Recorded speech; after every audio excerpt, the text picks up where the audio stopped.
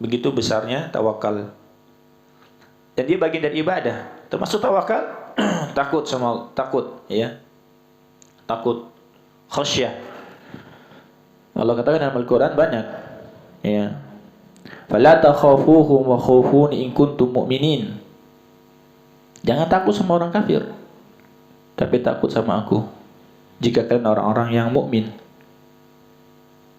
Ya.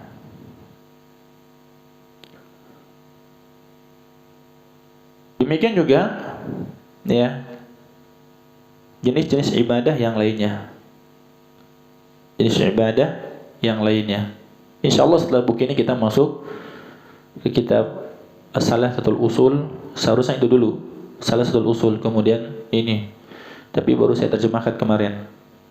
Nanti insyaallah setelah ini kita masuk As-Salasatul Usul atau Al-Usul As-Salasa. Ya. Di situ disebutkan oleh Syekh jenis-jenis ibadah.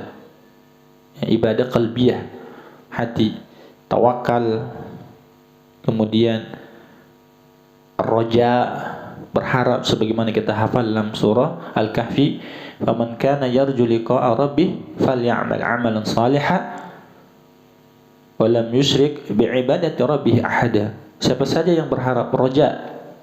Ya, kemudian juga isti'anah yang kita hafal tadi, iyyaka na'budu wa iyyaka nasta'in. Kemudian isti'adzah yang kita hafal, qul a'udzu birabbil falaq, berlindung, qul a'udzu birabbin nas. Ya, menyembelih, ya, menyembelih yang kita hafal dalam surah Al-Quran yang pendek, ya, fasalli li rabbika wanhar, salatlah dan sembelih untuk Allah. Ya, bernazar, yufuna bin nadhri wa yakhafun, mereka menunaikan nazar mereka dan mereka takut di hari apa? Kerusakan atau malapetaka di mana-mana. Yawman kana syarruhu mustatira. Nah, siapa saja yang memalingkan ibadah itu kepada selain Allah bisa jatuh kepada kesyirikan.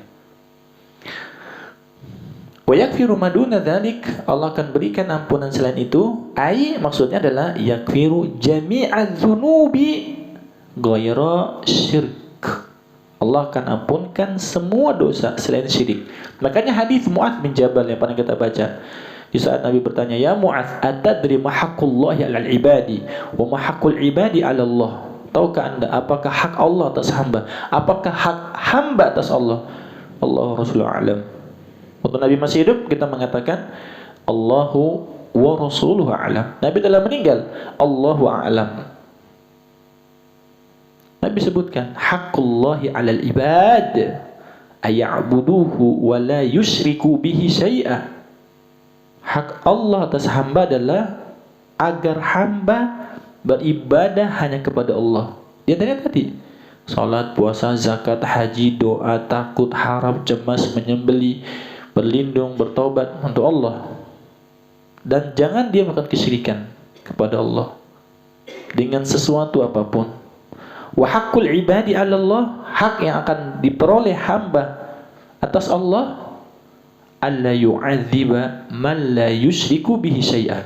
Allah tidak akan pernah azab seorang hamba yang telah menunaikan hak Allah. Maka kata Mu'adz bin Jabal, "Ya Rasulullah, afala ubasyirun nas?" Wahai Rasulullah, boleh enggak aku sampaikan kepada manusia tentang berita gembira? Siapa saja yang menegakkan tauhid, jauh dari syirik, pasti ahlul jannah. Kata Nabi, la tubasyirhum, jangan berikan kabar gembira kepada manusia, fayattakilu, niscaya dia akan bertawakal, bersandar dengan tauhid saja, alias nggak mau beramal. Karena pasti kalau dia membawa tauhid saja, cukup tauhid, mati dia, sekalipun dia tidak mengerjakan amal-amal taat, bukan karena sengaja, tapi karena kemalasan, ya, bukan karena dia menghalalkan, tapi karena kemalasan, hanya bersandar kepada tauhid, maka dia akan pasti masuk surga. Maka Nabi jangan kau kabarkan. Tetapi Mu'adz bin Jabal karena takut kitmanul ilm, menyembunyikan ilmu, di akhir hayatnya disampaikan tentang hadis ini. Ya, sampai kepada kita hadis ini. Ini besarnya tauhid. dan bahayanya syirik. Di ayat yang lain, ya, ini surah An-Nisa 48. Di surah An-Nisa juga di ayat yang lain, ya, Allah Subhanahu wa taala berfirman, faqad dhalla dhalalan ba'ida.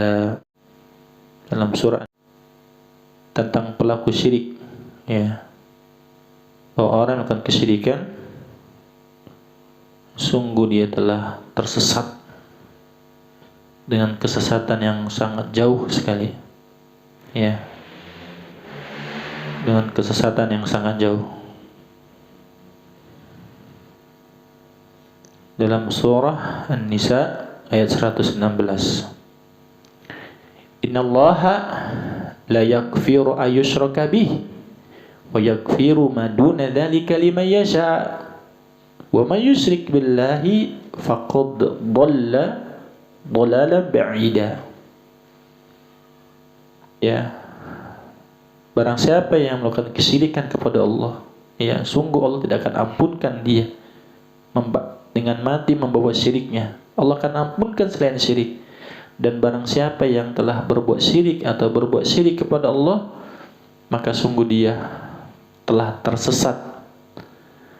Dhalalan dalam bahasa Arab maf'ul mutlaq. Dhalla yadhillu dhalalan. Maf'ul mutlaq itu memberikan arti apa? Taukid dalam bahasa Arab, penekanan. Setelah diberikan maf'ul mutlaq, disifatkan dengan sifat ba'idan. Udahlah sesat, sesatnya jauh lagi.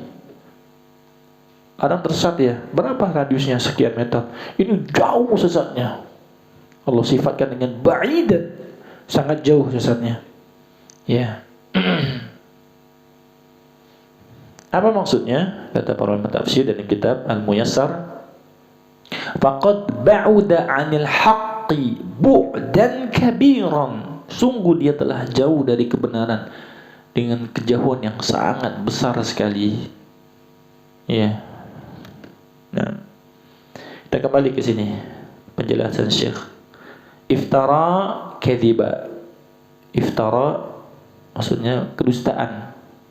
Ithman zanban aziman kabiran.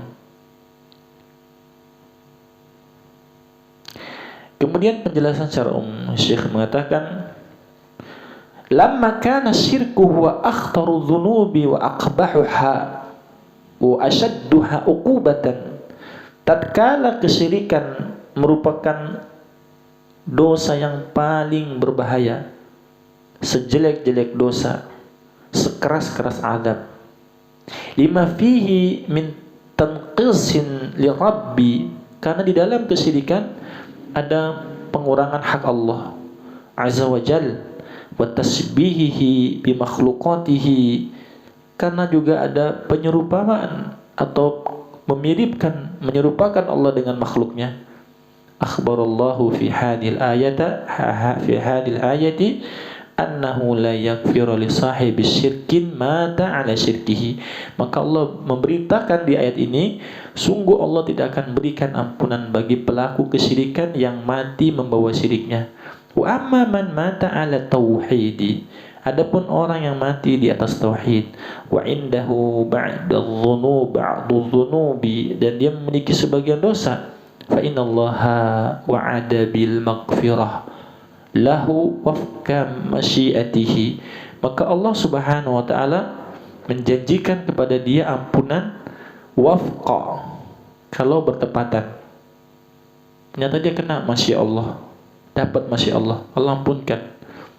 Thumma 'allala 'adab al-maghfirah lil musyrikin, kemudian illat ta'lil, penyakit atau sebab kenapa Allah tidak ampunkan pelaku kesyirikan, bi annahum bi amalihim hadza, karena sesungguhnya mereka dengan amalan mereka ini qad kadzabu 'ala Allahi bi ibadatihi ma'ahu ghairahu, karena dia telah berdusta atas Allah dengan ibadah-ibadah mereka bersama Allah selain Allah. Wartakabu dzanban kabiran la yusawihi dzanbun, dan dia telah mengerjakan dosa yang sangat besar. Tidak ada satupun dosa yang selevel dengan syirik. Ini tertinggi syirik. Makanya iblis menaruh perangkapnya syirik dulu. Ya, kasih umpan syirik. Kalau umpan syirik nggak kena, dikasih umpan bid'ah. Ya, bid'ah. Ya, bid'ah. Nah, bid'ah menyerupai syariat. Kalau nggak kena juga dosa-dosa besar. Dosa-dosa besar kalau nggak bid'ah, ya.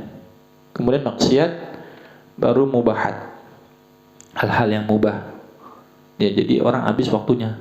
Dia merasa ini kan mubah, nggak dosa, nggak pahala, tapi sudah habis waktunya. Dia lupa dengan ayat Allah, wal asri innal insana lafi khusr, demi masa. Ya. Kemudian dalam kitab ya syarah yang memang saya nggak terjemahkan, Syekh Al-Qur'awi membawakan sini beberapa dalil-dalil yang lain, ya, yaitu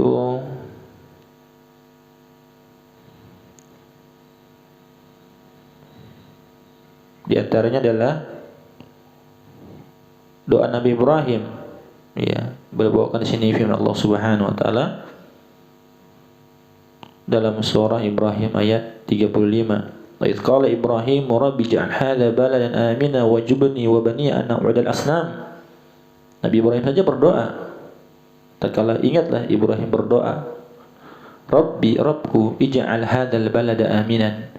Jadikan negeri ini negeri aman. Wajnubni, jauhkan aku, wa bani an na'budal asnam. Aku dan turunanku jauhkan dari peribadatan kepada asnam berhala. Kemudian dalam hadis Nabi Muhammad SAW telah bersabda Imam Ahmad, akhwafu ma akhafu alaikum syirkul asghar fasu'ila anhu faqala riya. Nabi telah bersabda kepada para sahabat, sesungguhnya perkara yang paling aku takutkan, apa yang akan menimpa kalian adalah kesyirikan kecil. Nabi ditanya, apa itu syirik kecil? Nabi menjawab, riya.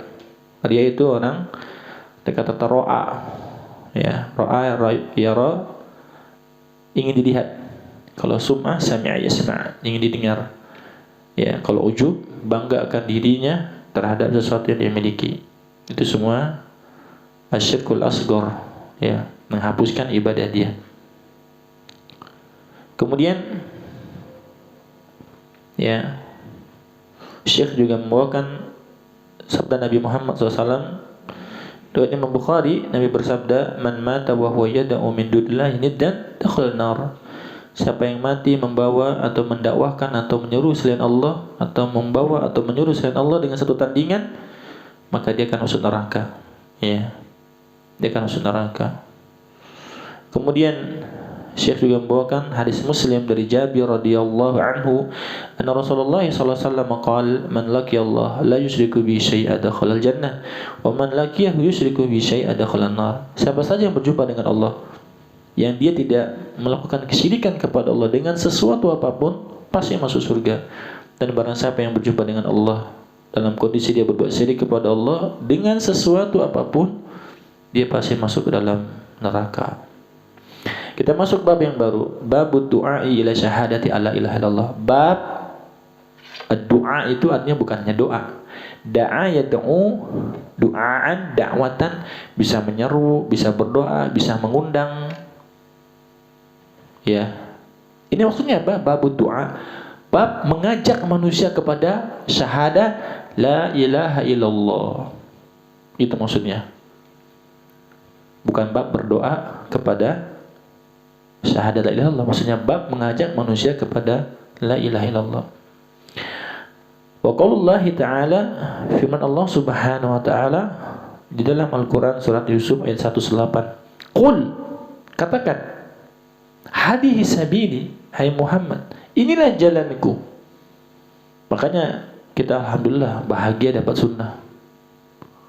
Orang berjalan di atas sunnah itu jelas nas-nasnya, dalil-dalilnya beda sama ahlu bidah. Pelaku bidah itu ya dalam berdalil kacau mereka, tumpang tindih ya. Beda dengan Ahlussunnah. Jelas nasnya. Qul hadhihi sabili, katakan inilah jalanku. Ad'u ila Allahi ala basiratin. Aku menyeru kalian ke jalan Allah. Jadi kalau kita berdakwah bukan mengajak kepada kelompok ya, tapi ke jalan Allah. Itu jalannya para sahabat ya, jalannya Nabi Muhammad SAW, jalannya Allah. Jalan telah ditempuh oleh Allah, ditempuh oleh Nabi Muhammad SAW dan para sahabatnya ya. Ala basirah, di atas basirah. Ala ilmin wa burhanin syar'iyyin wa aqliyyin. Di atas ilmu, burhan, ilmu dan burhan, bukti.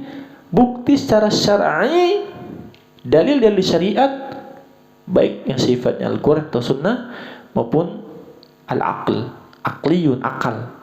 Artinya apa? Setiap syariat itu yang diturunkan oleh Allah Subhanahu wa taala dan diajarkan Nabi Muhammad SAW itu masuk di akal. Diterima, dicerna oleh akal yang sehat. Ya.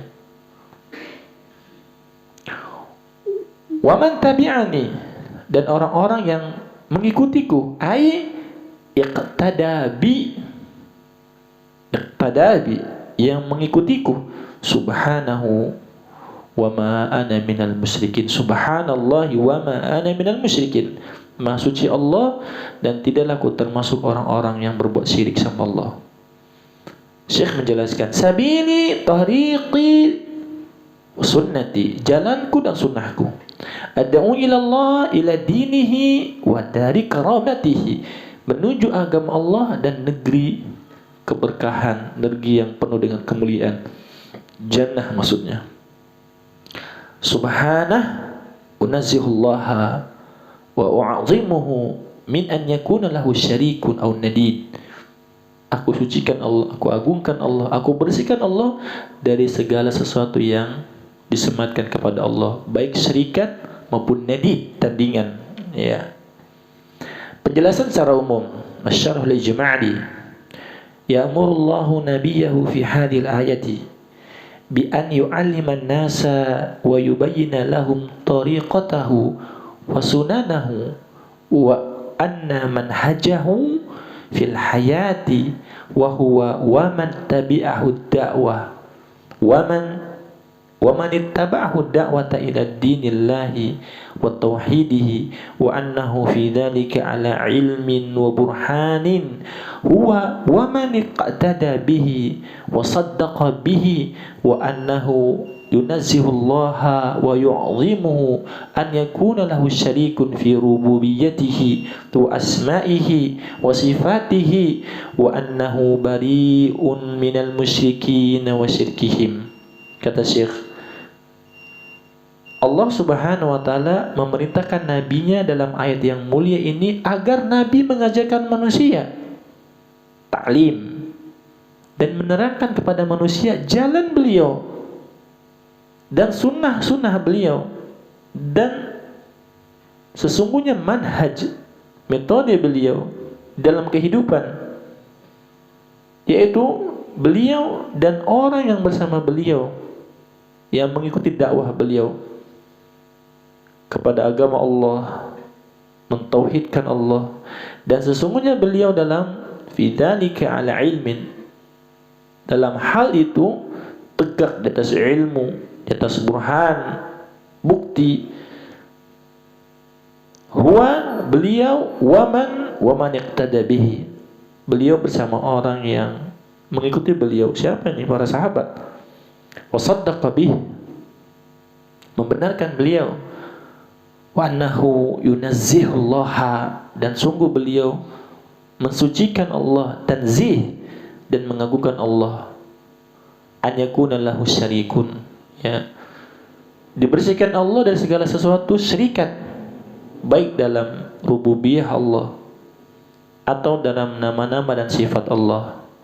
Dan sungguh beliau berlepas diri dari pelaku atau dari orang-orang yang berbuat kesyirikan dan amalan syirik dari pelaku kesyirikan. Itu arti atau makna ijmali dari firman Allah Subhanahu wa taala, wa ma ana minal musyrikin. Alhamdulillah wassalatu wassalamu ala rasulillah ba'd. Saya sedikit lagi bacakan di sini. Situ di halaman 18 di buku itu yang saya terjemahkan. Halaman 19 terjemahannya. Ada footnote ya dari Syekh. Sedikit saya mau terangkan. Nah, ini penting sekali ya. Kata Syekh, Dzakara Ibnu Qayyim rahimallahu taala anna maratib ad-da'wati thalathu aqsamin. Syekh membawakan perkataan Imam Ibnu Qayyim bahwa Imam Ibnu Qayyim membuat maratib ya dalam tafsir Al-Qayyim ya, bahwa tingkatan dakwah itu, jadi kalau kita bagi orang itu di masyarakat ada tiga level ya masyarakat. Nah, tiga ciri manusia. Bihasabi halil mad'uwi, berdasarkan kondisi orang yang didakwahkan.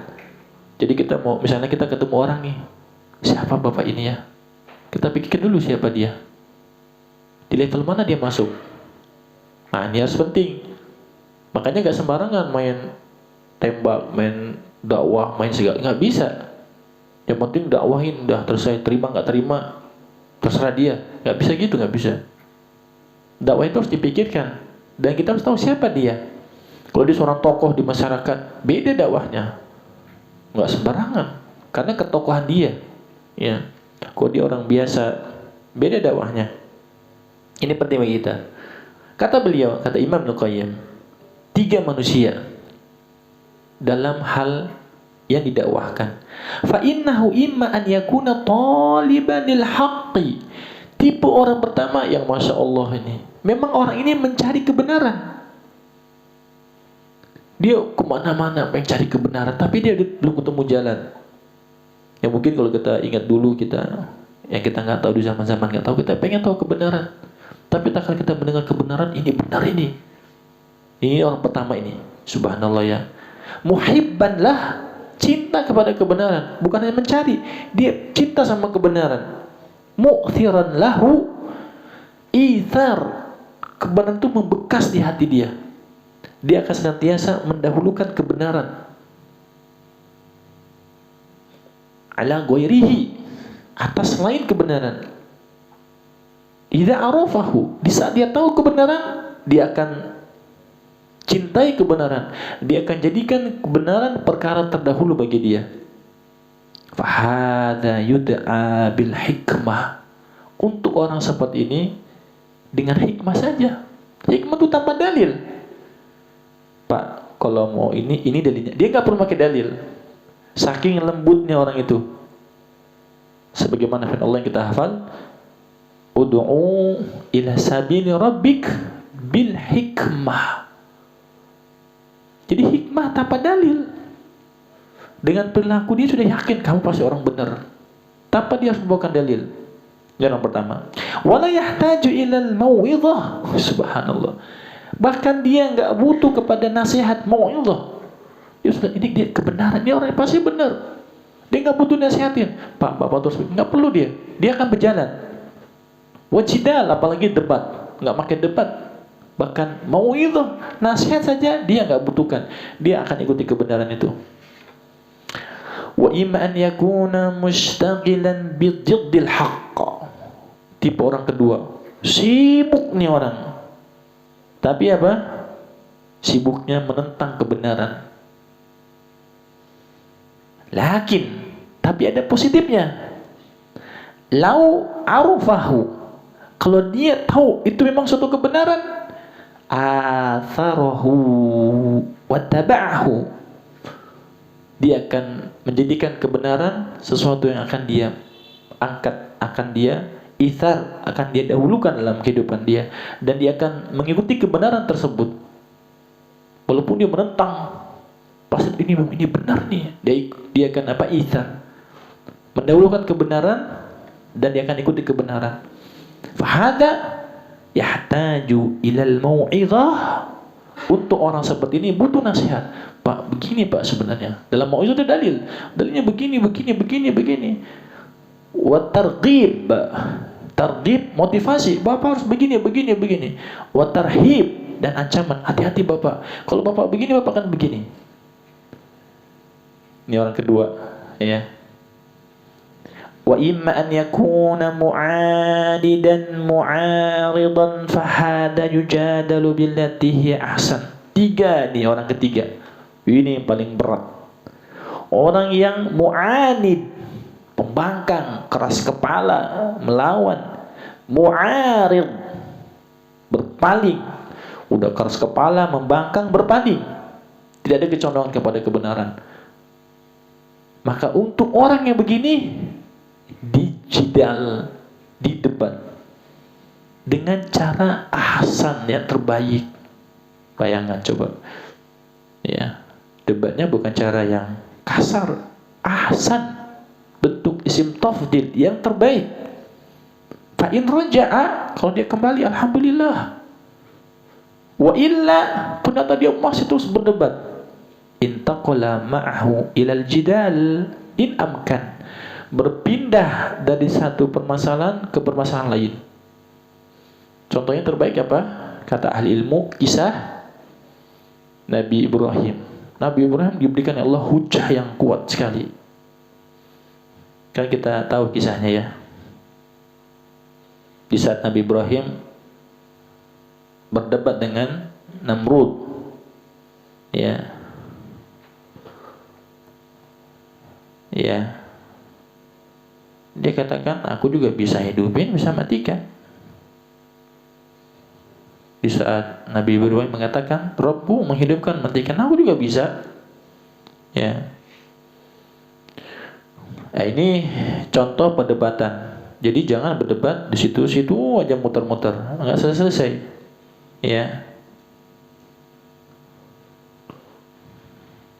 Ini contoh yang menarik, ya, dalam Al-Quran.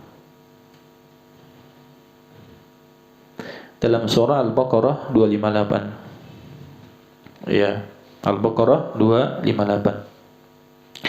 Alam tara ila alladhi hajja Ibrahim fi rabbih an atahu Allahul mulka idh qala Ibrahim rabbiyalladhi yuhyi wa yumit. قال أنا أحيي وأميت قال إبراهيم فإن الله يأتي بالشمس من المشرق فأت بها من المغرب فبهت الذي كفر والله لا يهدي القوم الظالمين.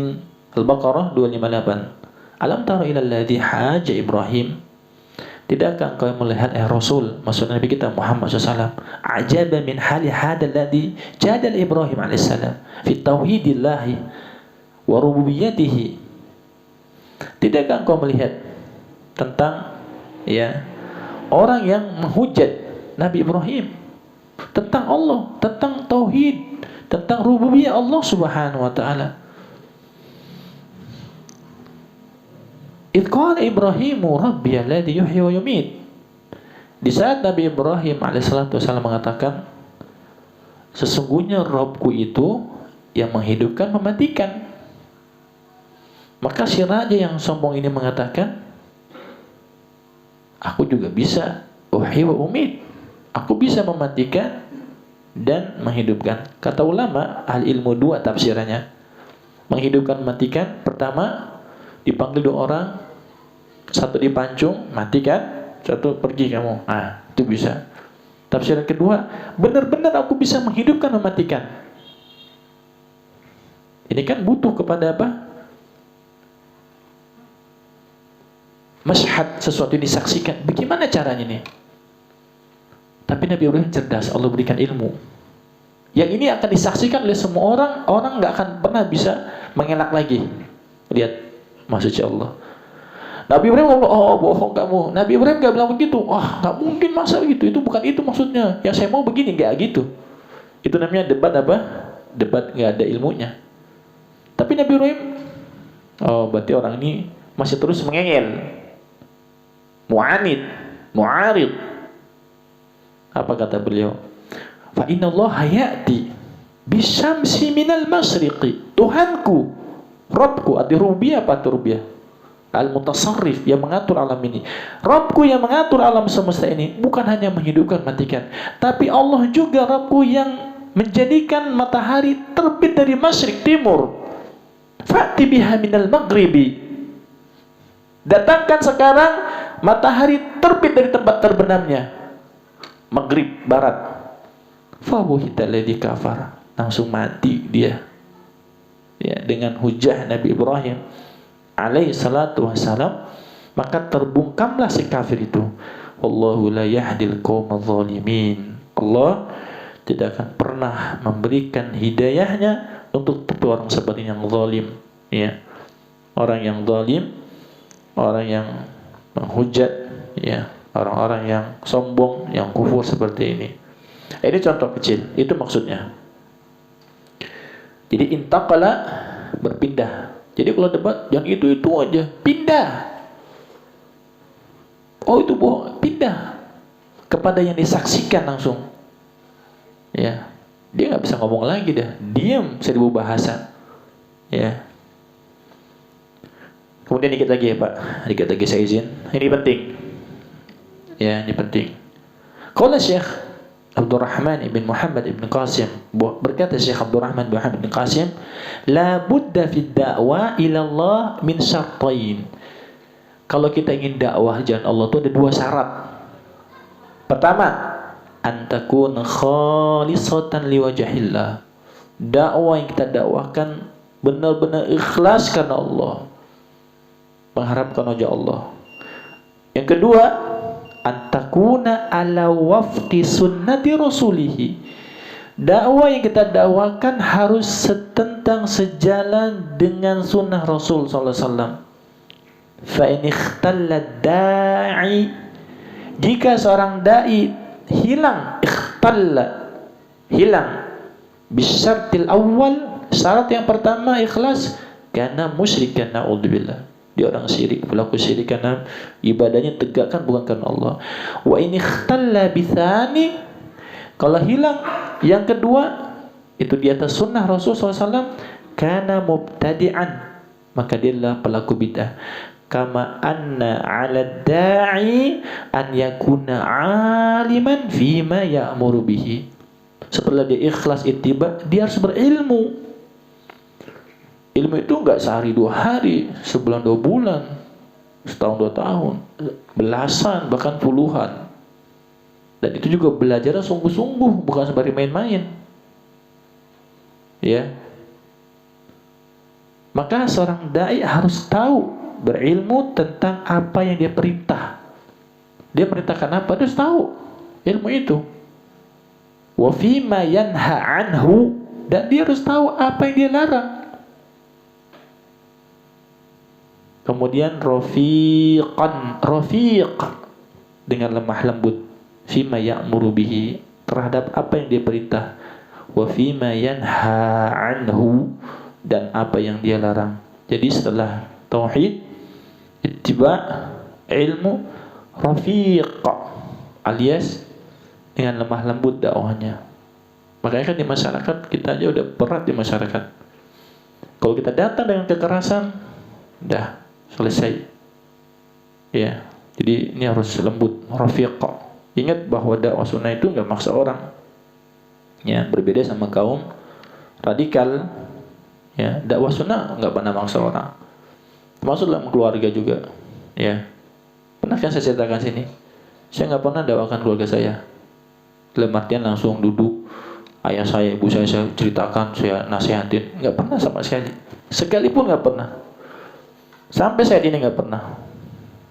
Kenapa? Kita tahu diri, ya, tahu diri kita, kondisi kita tahu bahwa kita sebagai seorang anak. Tapi kita dakwah dengan apa? Bilhal, laysa bil maqal, bukan dengan ucapan, bilhal, dengan kondisi. Kita nurut sama ibu kita, ya kita disuruh apa saja kita nurut yang baik-baik.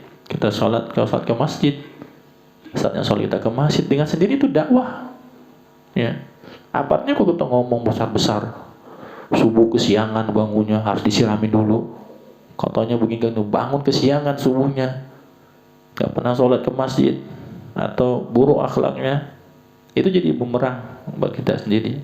Yang terbaik adalah Kita lihat diri kita dulu, siapa diri kita, gitu. Nah, punya ilmu atau tidak? Ya, jangan sampai kita memang ini nikmat dari Allah, hidayah sunnah, tapi jangan sampai menjadi bumerang yang akan nyerang kita. Ya, itu sama orang tua, ya, sama orang tua, ya, nggak mudah ya. Atau di masyarakat itu nggak mudah. Ingat bahwa hidayah tangan Allah. Tapi tadi ikhlas dalam berdakwah, ittiba, ilmu, kemudian rafiq, harus lembut, ya. Karena Nabi Muhammad SAW disifati oleh apa? Nun wal qalami wa ma yasturun, ma anta bi ni'mati rabbika bimajnun. Kemudian apalagi setelah itu? Wa innaka la'ala khuluqin 'azim. Ya, dalam ayat wa innaka la'ala khuluqin 'azim, dan sungguh engkau ya Muhammad berada di atas akhlak yang sangat agung. Ini yang buat daya tarik orang-orang itu suka kepada Nabi. Ya, karena akhlak beliau yang tinggi, ya, santun, ya. Beliau santun, akhlak yang sangat tinggi, ya.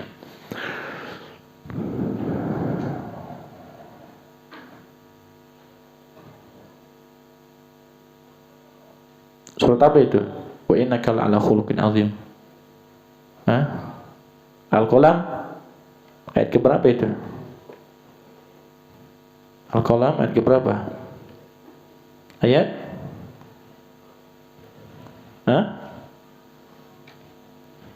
Mana imam kita ini?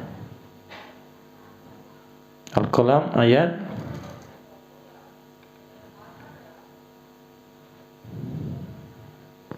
keempat.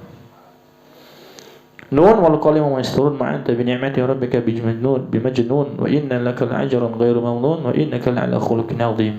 Ya.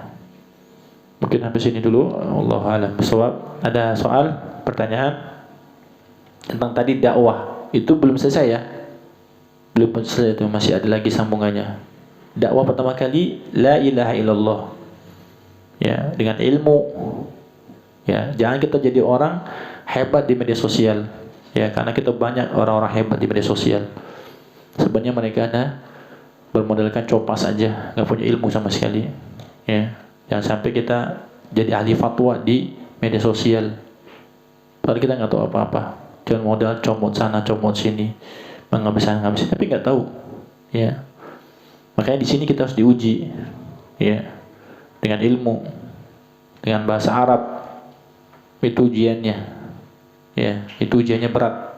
Harus baca kitab, bisa baca kitab, pemahaman yang benar, yang lurus. Ya, jadi nggak sembarangan ilmu ini, berat. Ya, ilmu ini berat. Ada soal dalam ini, masalah ini tentang syahadah, bab doa ila syahadati alla ilaha illallah, bab mengajak manusia kepada kalimat la ilaha illallah. Ya. Nah,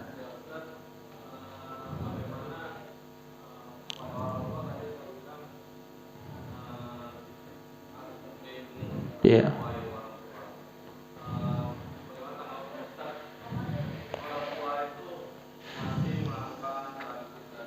Iya.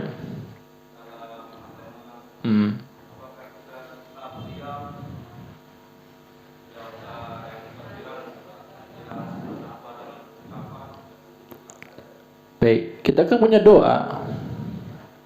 Kita punya doa, senjata yang paling ampuh orang Islam doa. Banyak hal-hal yang dihancurkan dengan doa. Bahkan Konstantinia, nanti Turki, Istanbul, tempat Kaisar Romawi, itu dengan takbir Allahu Akbar, Subhanallah, runtuh itu tanpa peperangan. Banyak hal yang kita dapatkan dari doa. Orang sembuh penyakit tanpa operasi, doa sama Allah.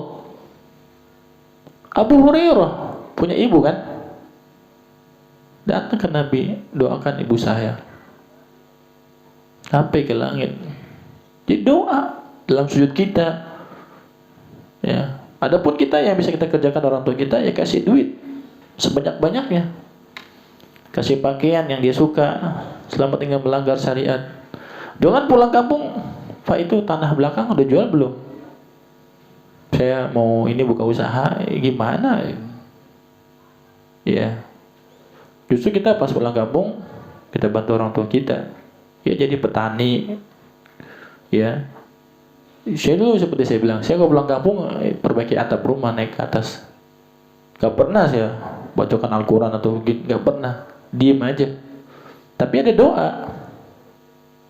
Entah 1, 2, 3, 10, 11, baru kelihatan itu. Gak tahu. Yang penting kita doa saja. Dan berbuat baik.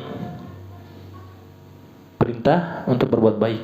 Ya, wa qadara rabbuka alla ta'budu illa iyyah wa bil walidaini ihsana imma yablughanna 'indaka al-kibara ahaduhuma aw kilahuma fala taqul lahumu uffin wa la tanharhuma wa qul lahumu qawlan karima wakhfid lahumu janaha dhulli min rahmah wa qur rabbirhamhuma kama rabbayani shaghira. Allah telah tetapkan, bahkan kalau kita punya sayap gini, kita punya sayap nih ya, gini, wakhfid lahum janaha dhulli min rahmah, gini, dikasih umpama sama Allah. Kan orang gini sayapnya, digini sayap kita. Ya tapi ya zaman sekarang ya luar biasa. Ya itu jadi kalau kita, masya Allah ya, kita jalankan syariat itu indah sekali. Ya, jadi itu tugas kita. Itu ikutin santai aja. Wakhfid lahum janaha dhul. Kemudian berkata yang lembut santun. Sampai-sampai ngomong cis saja nggak boleh. Itu kalimat yang paling dilarang. Cuma itu saja, itu dilarang sama dosa besar. Apalagi lebih dari itu. Makanya kita sama orang tua jangan perhitungan. Apalagi orang tua dihitung utangnya. Pak kemarin bonnya sudah segini. Ibu kita dihitung orang. Ibu kita dihitung utangnya sama kita. Kita dilahirkan sama ibu kita, dibesarkan sama, masa dihitung utangnya? Waktu 1 miliar nggak ada hutang. Makanya kita yang berutang. Ya gitu, jadi ya pasti kita akan berkah, ya. Pasti akan berkah hidup kita. Jadi kita bantu orang tua kita, apalagi masih ada. Nggak usah perhitungan. Kalau bermasalah sama istri, ya nggak usah ceritakan istri kita, ngapain istri kita tahu. Udah transfer 100 juta ke orang tua kita, ibu kita, ngapain sih kita tahu. Ya, kalau jadi masalah, ya pintar-pintar lah kita.